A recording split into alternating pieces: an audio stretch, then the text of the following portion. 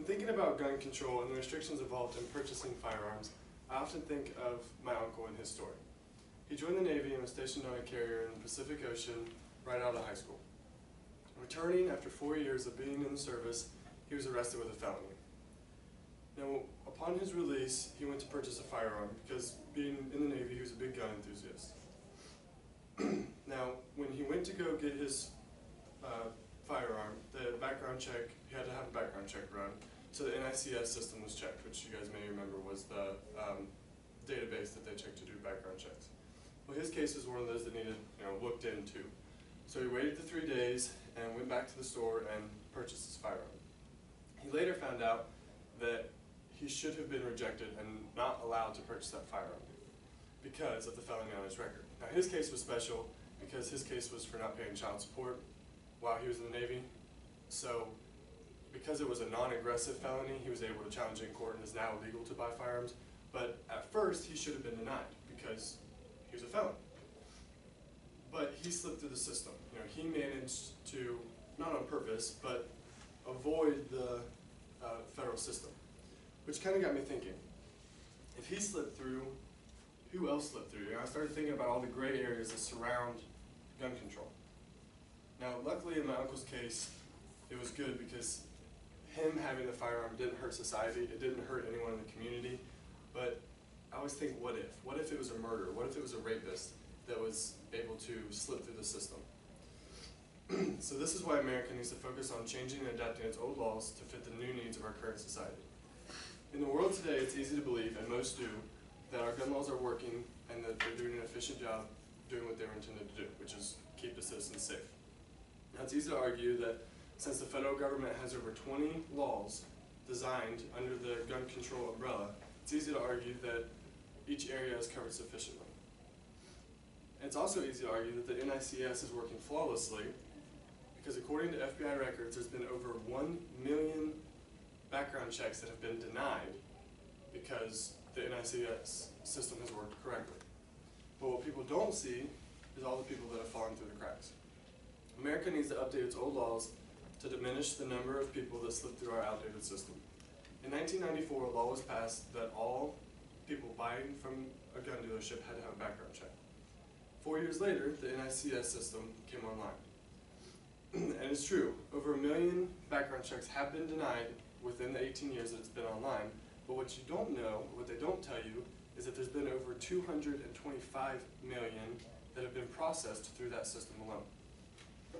Now I know senioritis is kicking in, and for some of you, a very rare case of junioritis, but I'll do the math for you.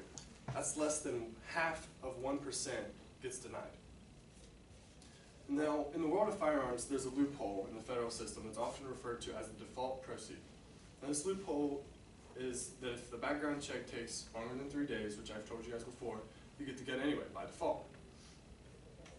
In the first year, 1998, when the NICS first came online, it allowed 3,849 prohibited purchasers to buy guns. It's the first year, somewhat understandable. However, that number has not really changed. There's been little to no difference in recent years. According to the Law Center to Prevent Gun Violence, there were 3,722 cases in 2012 and over 2,500 in 2014, proving that something within our laws needs altered. So let me ask you this. I just told you that people think our gun laws are working.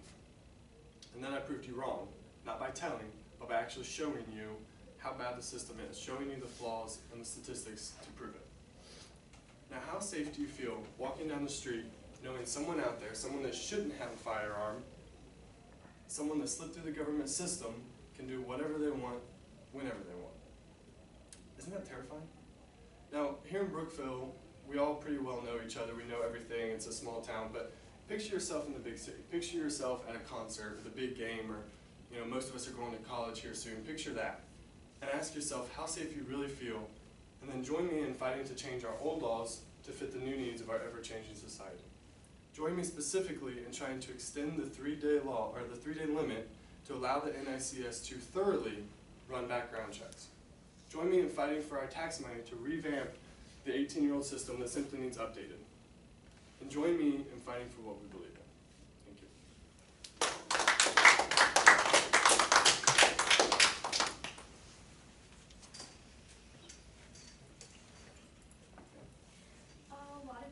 don't go to like dealerships to buy guns.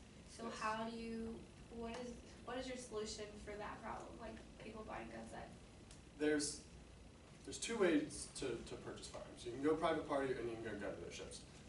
This speech is focused primarily on the gun dealerships because I feel that there's always going to be some issue as far as black market, or you're not ever going to prevent everybody.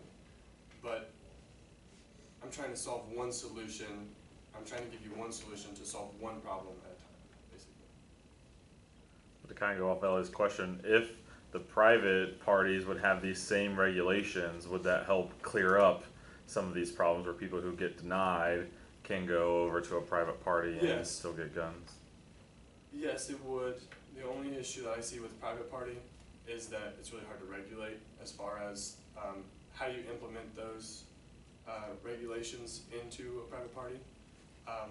And eventually I think we will go that route as far as a government and a society. I think we will. But I think this is the first step in getting there.